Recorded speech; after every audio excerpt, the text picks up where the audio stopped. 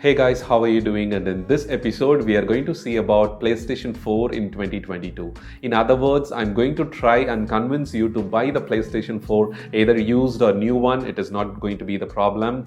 But not just in 2022, also for the next couple of years, I think this machine is very valid for, certain type of gaming user requirements. So I'm going to give you 5 reasons. So if you fit under these 5 reasons and if you find these convincing, then you're perfectly ready to go for the PlayStation 4, either used or new one. That is absolutely your choice. The first one being the budget. Without breaking your wallet, you can go for the PlayStation 4, and after that it is important to buy games, so that will also not cost you much. You don't have to drain your wallet completely. And the second important reason is available models. So I'm going to make some suggestions with the available models, and which one you have to choose based on your preference. You have to decide that. And the third one is the gameplay experience. I have used it recently. I have bought a used PlayStation 4 in 2021, almost end of 2021, and I'm going to share my personal experience, how the games, the quality of the games, and overall my experience about it. And the fourth one is very important, the available gaming titles and its pricing. So I'm going to share my thoughts about it, and that is being one of the important reason why I'm recommending the PlayStation 4 in 2022 or after. We'll cover that in the fourth point. And the final important point is, if you're planning to buy used PlayStation 4 like me, then a couple of important tips that I like to share, that will, the safety of the purchase is very, very important,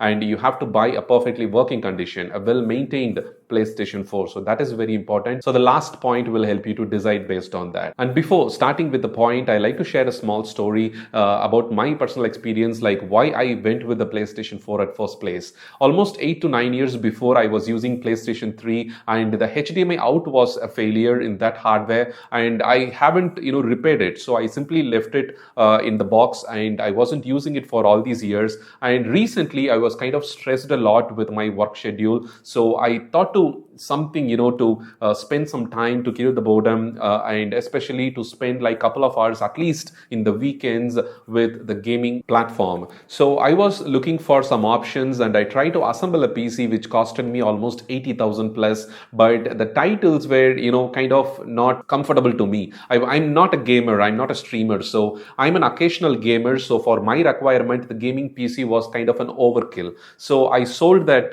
gaming PC, and the assembly of hardwares and everything is super expensive after I purchased. So it was easy for me to sell it for the same price I have actually purchased for. After that, I got the used PlayStation 4 as my friend got the PS5 and he sold it, and it was well maintained. And I actually tried to order the PlayStation 5, and I got it at my first shot. I have also explained how I ordered the PS5 in India because it is so in demand, not just in other countries, also in India. There are so many people buying it and trying to sell it for extra price. Of course, it happens anywhere, and the PS5 demand is crazy even now. I felt like the PlayStation 4 itself is sufficient for my gaming requirement, so I went with it, and I ordered bunch of titles in the Amazon offer period. So there were so many titles for the PlayStation 4 available. I was surprised about it. So I ordered few games, and I'm able to bring back the memories which I had with the Mortal Kombat, the Need for Speed, and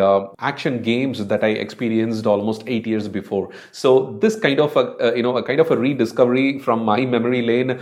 So I kind of feel a little bit relaxed, and that is the main reason I wanted to game for a couple of hours at least a week. So if you're like me, then absolutely you can blindly go for this 25,000 rupees budget. You can get a perfect gaming setup. And thank you for listening my stress and boring story. And without any delay, let's dive into the 5 important points that I like to discuss with you. The first one being the budget. You don't have to break your wallet, is what I said, because 25,000, 20,000, even for 15,000 rupees in India, approximately around $350 to $500 or less than that, you can find a perfectly working, a well-maintained PlayStation 4 in either in shops. There are so many third-party shops. They are selling refurbished PlayStation 4s and a well-maintained PlayStation 4s. People who have upgraded to different platform of gaming or to the PlayStation 5, they normally sell it outside in the market. So that sort of consoles can be found easily, even in OLX Quicker. That sort of websites here in India, you can find them. At present, if you want to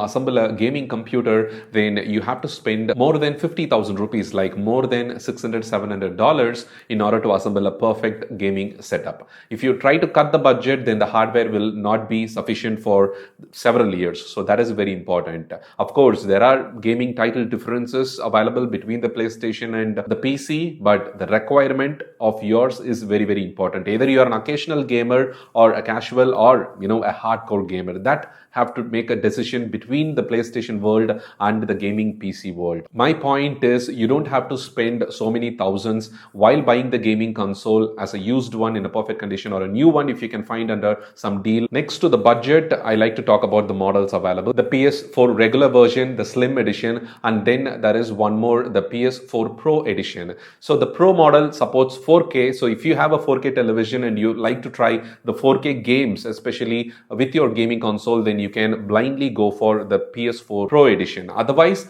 the below two versions are pretty much a good choice for many people. Compare the prices, search in the market, try to find both models between the PS4 and the Slim or the regular version. Try to compare the prices and then decide according to your budget, because if the difference is like 5,000 rupees, $100 or less than that, then you can blindly go for the Pro version. Otherwise, you can go with the Slim or the PS4 regular version based on your budget choice. So the only tech limitation, the hardware limitation, is 4K gaming limited only to the Pro variant. Decide based on your TV set and budget. Simple. And the third important reason is the gameplay experience. I have tried my favorite titles which I have played like 8 years before, the Mortal Kombat, the Need for Speed, and all these games, the animation, the quality of the graphics and everything really stunned me, because I played these games in gaming PCs and in PlayStation 3 almost 8 years before, and to get a better experience after all this time, in my PlayStation 4 was so exciting. As you can see, the quality of the graphics and the animation and everything is so amazing, and you will definitely get the best gameplay experience while playing with the PlayStation 4. So literally I have zero complaints about the animation and the gaming experience, and I love the gameplay of the racing and the wide selection of gaming titles that is available for the PlayStation 4. And I think if you try to assemble a computer to get the same level of the wide selection of gaming titles and the same level of animation and experience from a gaming PC, then at least you have to spend like 70,000 or more than that in 2022, which is kind of not my personal choice. For occasional gaming, I don't want to spend that much.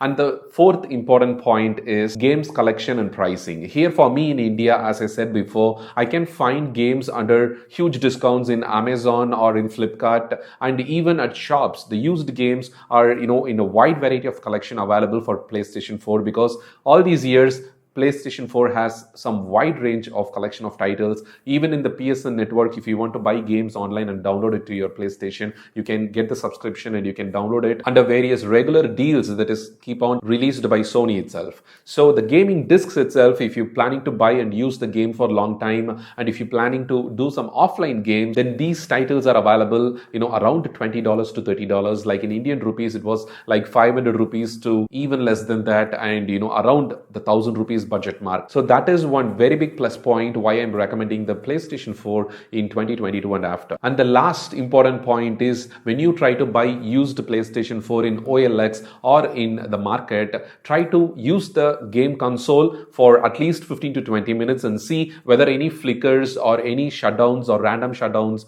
or any restarts or anything is happening, because it is important to buy perfectly well maintained unit without any board related complaints. Because with my PS3 I had such experience. My HDMI out was having trouble, and when I tried to connect it after 3-4 years, I noticed that issue. Like it was working fine, and all of a sudden it switched down to lesser resolution, and then one day it stopped working completely. So it is important to check the console for 15 to 20 minutes with few titles. If the seller is actually presenting you few titles along with the bundle, then you can try those games, see how the console handles it, and whether any crazy sounds and noise are coming out, and you can decide based on that. While choosing between the 3 available models, you check these things, and when you try to buy online, don't go for the cash on delivery option. If you receive a defective product or if there is no product at all in the courier, then you won't be responsible and the seller won't be responsible. And if you already made a payment, it'll become very complicated. So visit the seller in person and